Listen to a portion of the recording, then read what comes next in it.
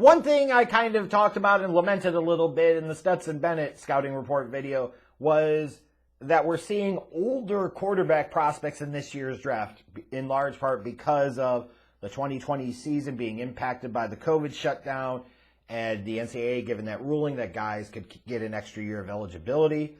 And some guys, to their credit, now they're a little older, but they took advantage of that extra year of eligibility.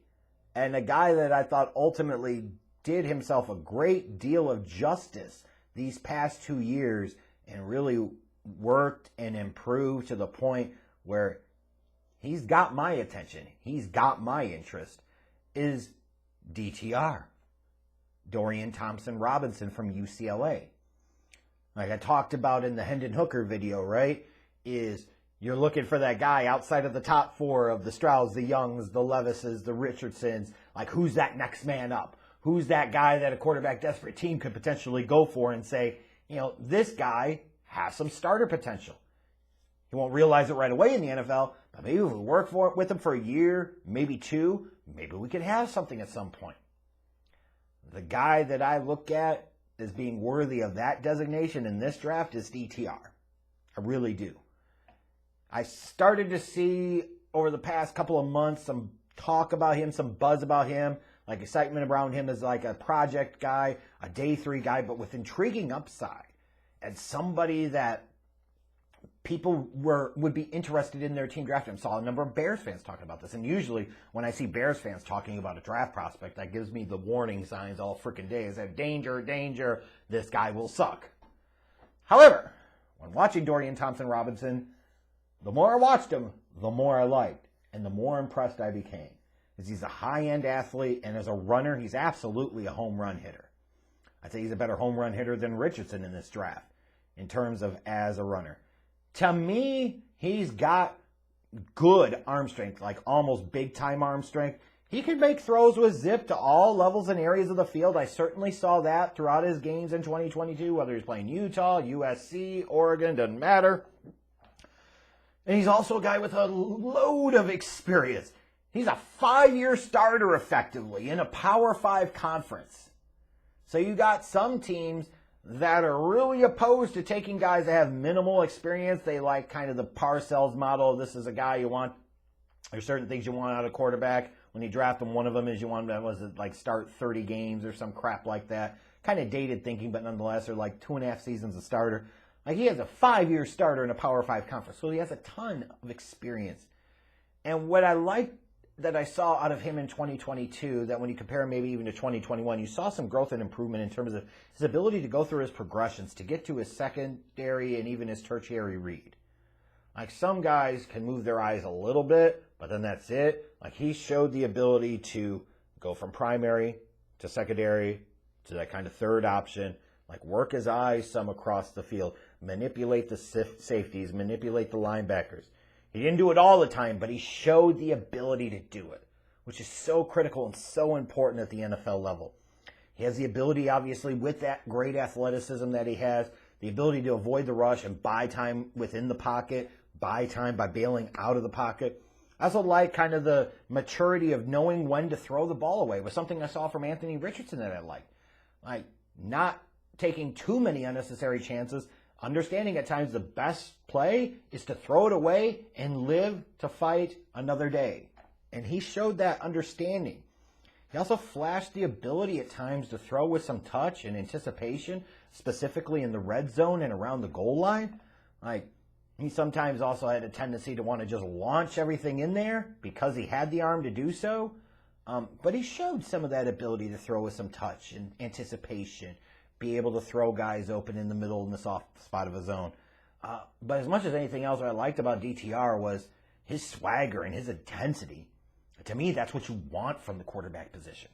This is a guy that you feel like you would follow. He's got a little bit of swag to him, man.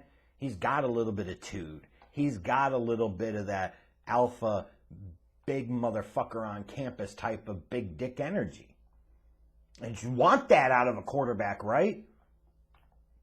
So the more I watched him, the more I really started to like him. Now, as I've called out with some of the other prospects, he's going to be a little bit older, but he'll be 24 as a rookie, which isn't the end of days, especially because you're not talking about drafting him in the first round, right? More concerning to me is he's a bit thin. He's going to need to add some muscle in an NFL strength program, or make a couple babies. That's because that's the other way that guys, we add our man weight, right? As we get older, we either hit the gym or we hit the vag and we make babies. That's how we put on that man weight real quick like. So he's really close to like 202, 205. If he could get to 215 to 220, that would be ideal for me, and I'd feel better about DTR's ability to physically hold up at the NFL level. One thing I called out, I talked about the flashes and the ability that he showed to me in 2022 to be able to go through his progressions. He's going to need to be able to process quicker. He needs to be a bit quicker and more consistent with coming off of his primary read. He's going to need to be quicker and more consistent in terms of being able to react to what he sees and respond to what he sees. As he could be a little bit delayed in terms of from what I see to my reaction to throw the ball. One thing I'll notice too, and I think this is a reflection in part of that, is there is a bit of a lag there in his processing and his reacting, because his throws to moving targets over the middle do tend to be behind the wide receiver. And it's like he's trying to throw it to a guy at the guy instead of trying to throw it to a spot. And I realize there's a very fine line there, right? And it's not saying that all of these throws were incredibly off the mark, but you want to be able to hit the guy in the right spot. You want to be able to hit them in stride. And sometimes a guy would have to break stride and adjust to be able to try and reach back and catch the ball. And especially sometimes if it's behind him and high, that could be a danger of potential interception, potential big play going the other way. Another thing, talking about kind of throws over the middle and talking about throws into zones, DTR threw some interceptions over the middle due to not being able to locate the zone linebacker that was off in coverage. I think of the USC game was a good example. You had the linebacker playing out, in the slot but off in the flat, and he never moved. But DTR never saw him. The linebacker never moved until DTR got ready to throw it, and the linebacker was right there. And you had some other instances where, and maybe not all the throws were picked off, but he had some interceptable throws off of that, where he was not able to read, was not able to locate and identify where that zone linebacker was underneath in coverage. He's going to have to get better at that at the NFL level. To me, if you're looking for a guy outside of that group of four that could be an NFL starter in this draft class, though, it's Dorian Thompson-Robinson.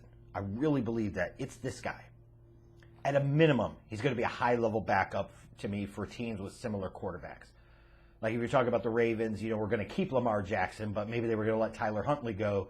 This would be a guy that they should be interested in round 3 or round 4. The Philadelphia Eagles, same thing.